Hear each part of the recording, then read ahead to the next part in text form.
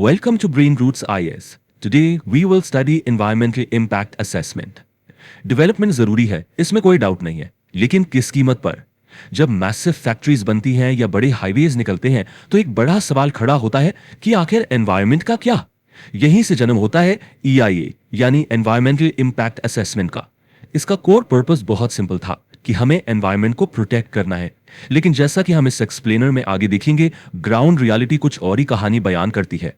Corporate development और ecological survival के बीच का जो क्लैश है ना, उसी ने इस पूरे EIA सिस्टम को हाईली कंट्रोवर्शियल बना दिया है।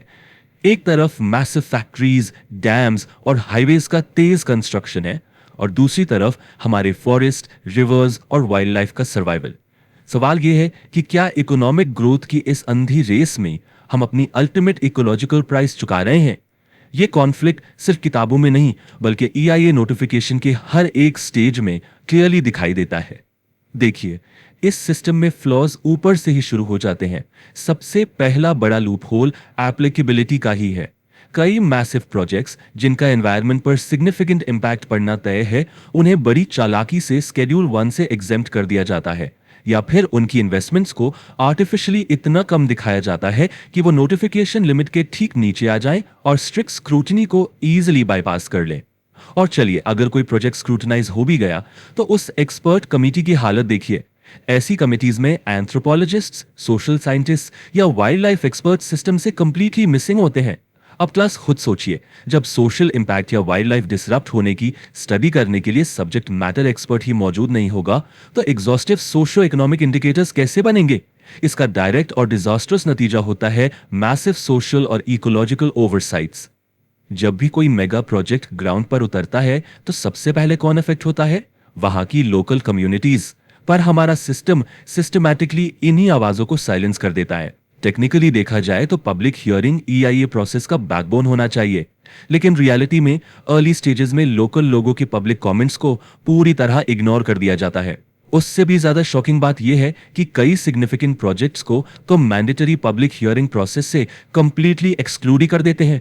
जो क्रूशियल EIA डॉक्यूमेंट्स पब्लिक के पास उनकी भाषा में अवेलेबल होनी चाहिए, वो कभी टाइम पर मिलते ही नहीं। और सबसे बड़ा डिसरिस्पेक्ट तो ये है कि डेटा कलेक्टर्स लोकल कम्युनिटीज की इंडिजिनस नॉलेज को बिल्कुल डिसरिगार्ड करते हैं।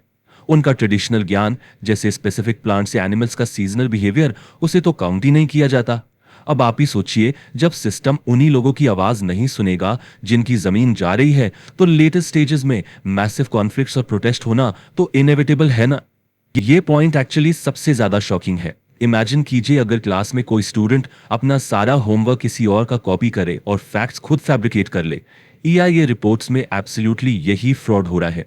आइडियल एक्सपेक्टेशन तो ये होती है कि एक EIA स्टडी पूरे 1 साल चले, जहां सारे इकोलॉजिकल इंडिकेटर्स को डीपली मेजर किया जाए। पर ग्रिम रियलिटी क्या है? रैपिड असेसमेंट्स सिर्फ सिंगल सीजन डेटा उठाया और पूरी रिपोर्ट बना दी। अब लॉजिकली सोचिए, सिर्फ गर्मियों के एक मौसम का डेटा मॉनसून या सर्दियों में आने वाले माइग्रेटरी बर्ड्स या उस रिवर के फ्लो डायनामिक्स को कैसे जस्टिफाई कर सकता है? ऐसे इनकम्प्लीट और फॉल्स डेटा के बेस पर क्लियरेंस ग्रांट करना पूरे EIA एक्सरसाइज के इंटेंट को ही डिफीट कर देता है। तो इस फेक डेटा के पीछे रूट कॉज क्या है? It is a glaring conflict of interest. आज की डेट में प्रोजेक्ट प्रोपोनेंट्स अपना EIA स्टडी खुद फंड करते हैं। अगर कोई कॉर्पोरेट जायंट किसी कंसल्टेंट को लाखों करोड़ों रुपए दे रहा है, तो क्या वो कंसल्टेंट ऐसी रिपोर्ट बनाएगा जो उस प्रोजेक्ट को अनवायबल डिक्लेयर कर दे? ऑब्वियसली नहीं। कंसल्टेंट्स अपने क्लाइंट्स के लिए बिल्कुल टेलर्ड और बायस्ड रिपोर्ट्स बनाते हैं। इसका एक classic real life case study देखिए। रिलायंस ग्रुप का ओडिशा कोस्ट में ऑयल एक्सप्लोरेशन प्रोजेक्ट था। उसकी EIA स्टडी किसने की?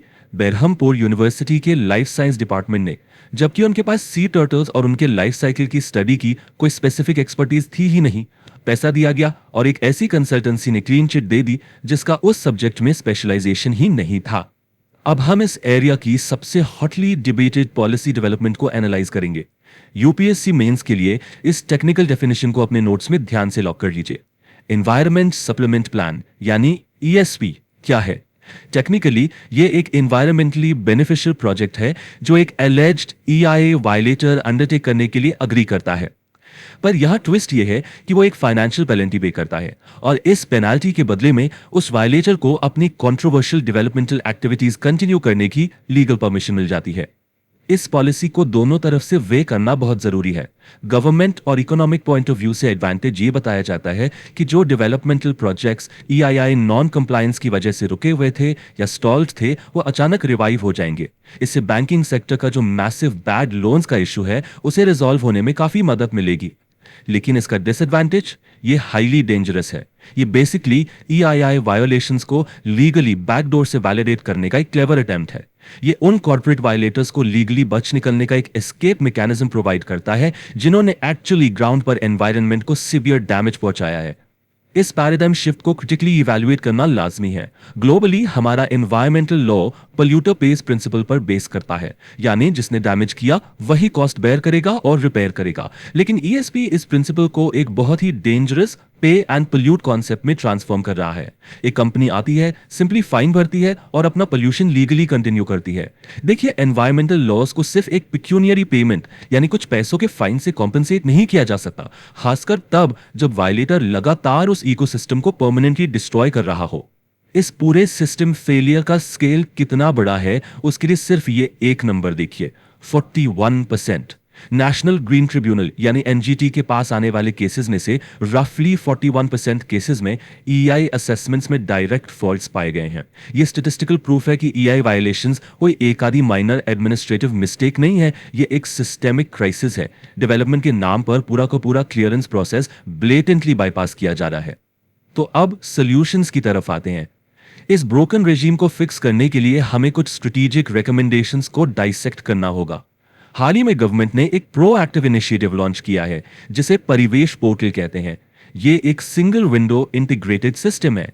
इस पोर्टल पर प्रोपोनेंट को सिर्फ एक सिंगल रजिस्ट्रेशन और साइन इन करना होता है, चाहे आपकी एनवायरमेंट, फॉरेस्ट, वाइल्ड लाइफ या कोस्टल रेगुलेशन जोन यानी CRZ क्लियरेंस हो, सब कुछ यहीं एक जगह हैंडल होता है। हर प्रोजेक्ट क्लियरेंस के लिए एक यूनिक आईडी जनरेट होती है। इसका मेन एम प्रोसेस में ट्रांसपेरेंसी लाना और क्लियरेंसेस को स्पीड अप करना है। परिवेश जरूर क्लियरेंस एप्लीकेशन प्रोसेस को स्मूथ बनाता है, पर कोर ईआईए क्वालिटी और क्रेडिबिलिटी सुधारने के लिए और क्या चाहिए? ये है वो क्रूशियल यूपीएससी मेंस रिकमेंडेशंस जिन्हें हमें ध्यान में रखना है।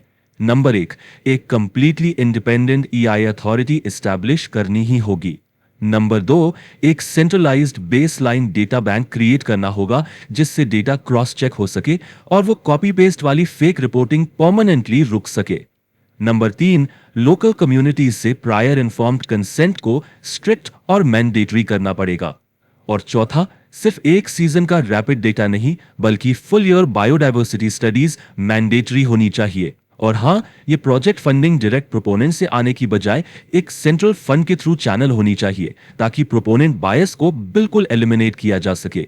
इसके साथ साथ सिस्टम में स्ट्रिक्ट कंप्लायंस मैकेनिज्म्स इंप्लीमेंट करना एब्सोल्युटली क्रूशियल है।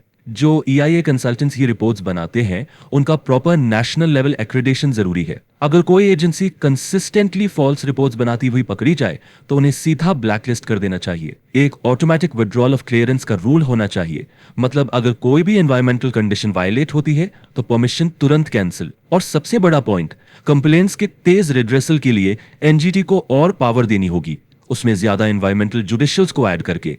जब तक ये रिफॉर्म्स पेपर से उठाकर इफेक्टिवली ग्राउंड पर इंप्लीमेंट नहीं होते तब तक डेवलपमेंट और इकोलॉजी का ये कॉन्फ्लिक्ट चलता रहेगा। आज हम इस लेक्चर को एक बहुत ही सीरियस थॉट के साथ एंड करेंगे। Can a system built on pay and pollute ever truly protect our ecological future, और are we just pricing our own survival? सोचिए इस बारे में। If you found this lecture helpful, like, share and subscribe to the channel.